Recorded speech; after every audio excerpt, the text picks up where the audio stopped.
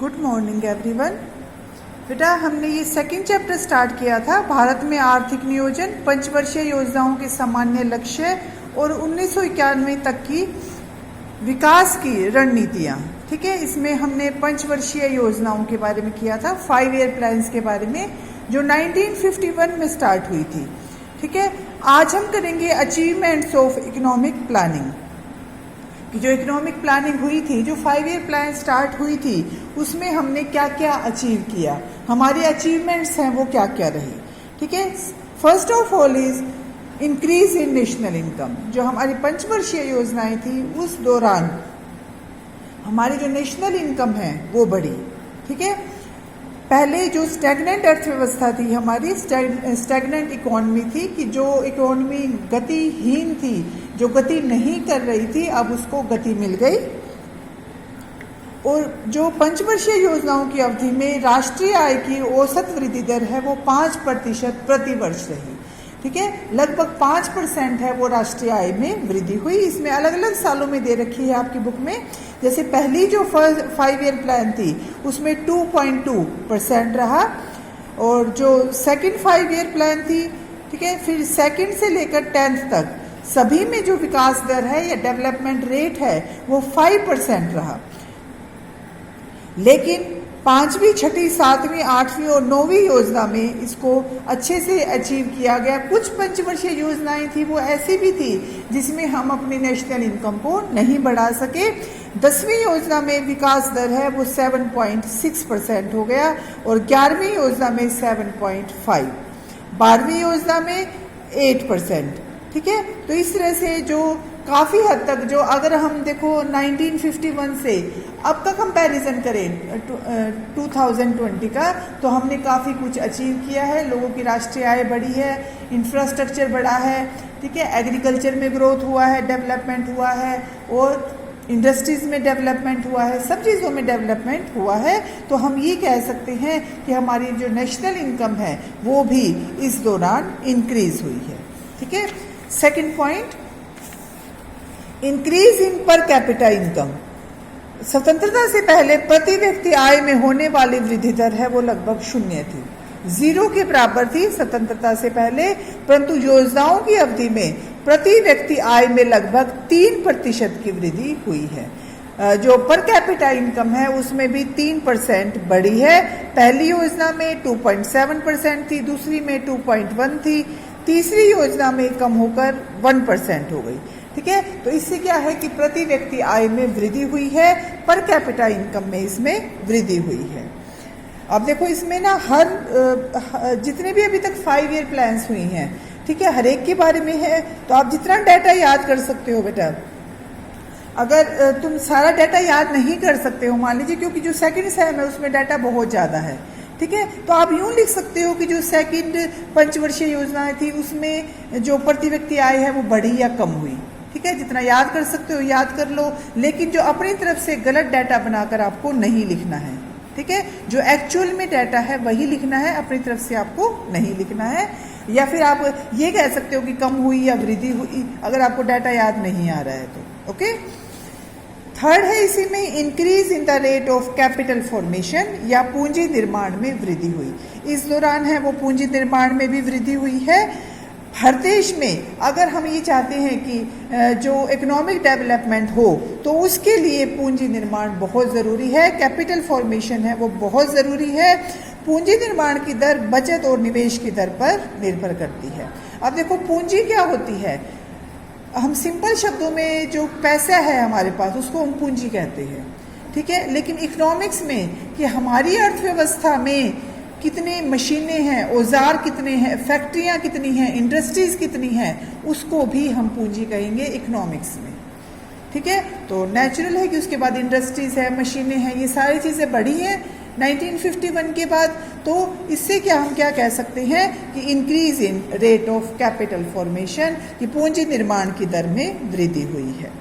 ठीक है, जैसे जब स्टार्ट हुई थी 1951 में, तो बचत की दर राष्ट्रीय आय का 8.6% थी।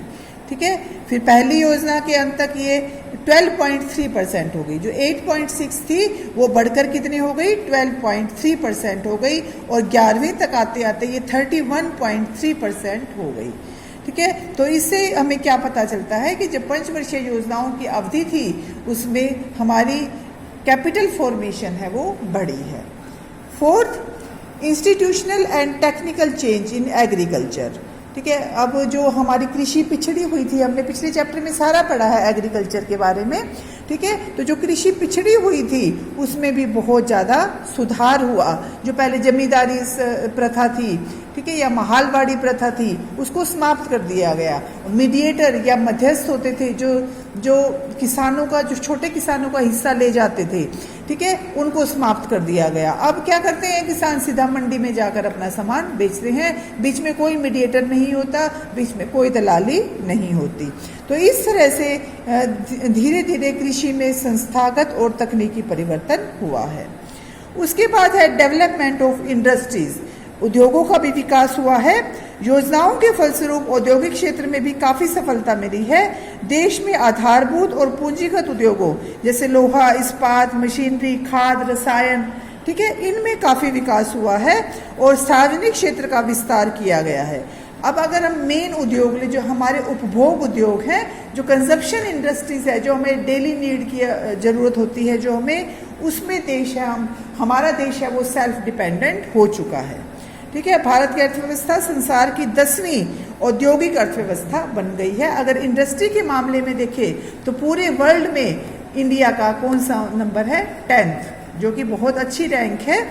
अगर हम कंपैरिजन करें 1951 से तो इसमें काफ़ी सुधार हुआ है, काफ़ी डेवलपमेंट हुआ है इंडस्ट्री में। फिर है डेवलपमेंट ऑफ इकोनॉमिक इंफ्रास्ट्रक्चर।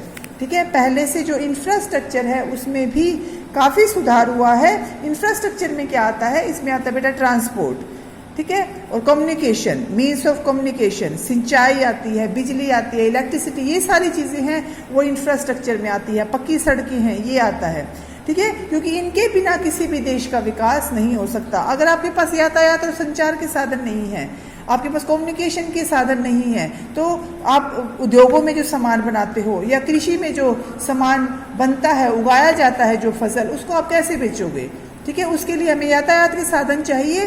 तो डेवलपमेंट के लिए अच्छा इंफ्रास्ट्रक्चर होना बहुत ज़रूरी है।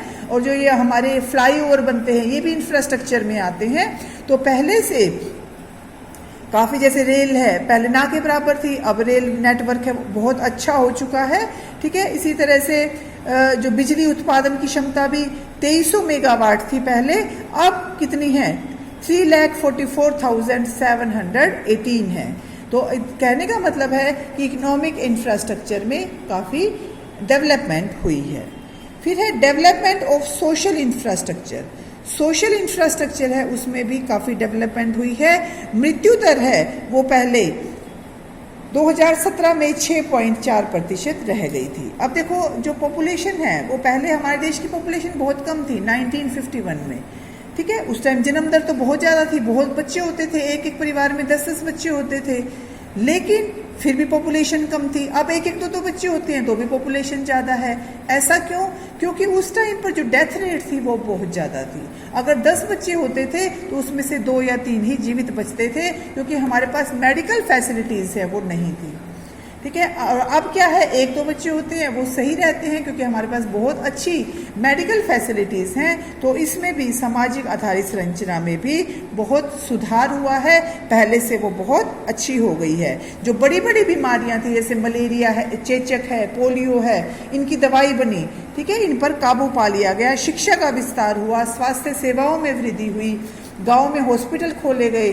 ठीक है, तो ये सारी चीज़ें हैं जो वो बहुत मैटर करती हैं, और ये आती हैं सोशल इंफ्रास्ट्रक्चर में, जो पहले से काफ़ी बड़ा हुआ है। फिर है इंक्रीज इन एम्प्लॉयमेंट। पहले से अभी भी हमारे देश में नो डाउट बहुत बेरोजगारी है, लेकिन अगर हम कंपैरिजन करते हैं 1951 से, तो पहले की अपेक्षा बहुत सारे लोगों को रोजगार मिला है। ठीक है, 1951 में प्रथम पंचवर्षीय योजनाओं की शुरुआत से ही रोजगार बढ़ाना एक महत्वपूर्ण उद्देश्य रहा है। और जो मैक्सिमम जो पंचवर्षीय योजनाएं हैं उसमें ये मोटिव रखा जाता है कि हमें इसको बढ़ाना है, और इसको बढ़ाया भी गया है। फिर मॉडर्नाइजेशन, कि जो मॉडर्न टेक्निक का इस्तेमाल किया गया है, कृषि क्षेत्र में आधुनिक यंत्रों का प्रयोग किया गया है, उद्योगों में आधुनिक यंत्रों का प्रयोग किया गया है, ठीक है। उदारीकरण निजीकरण की टेक्निक है वो अपनाई गई है, तो मॉडर्नाइजेशन भी हुआ है, आधुनिकीकरण हुआ है।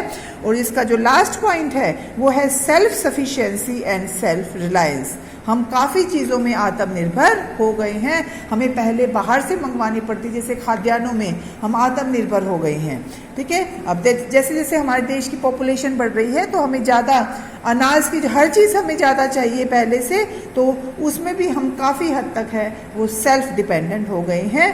और योजना काल में न केवल निर्यात में वृद्धि हुई है बल्कि निर्यात मद के विविधीकरण में भी वृद्धि हुई है। हम निर्यात पहले से बहुत ज़्यादा करते हैं और निर्यात जो करते हैं उसमें भी डाइवर्सिफिकेशन है, अलग अलग तरह की वस्तुओं का निर्यात हम करते हैं, ठीक है। तो ये थी अचीवमेंट जो हमने अभी तक 1951 से अभी तक अचीव किया है, ठीक है। इसको बेटा अपनी नोट्स बना लेना इसके और इसको लर्न कर लेना।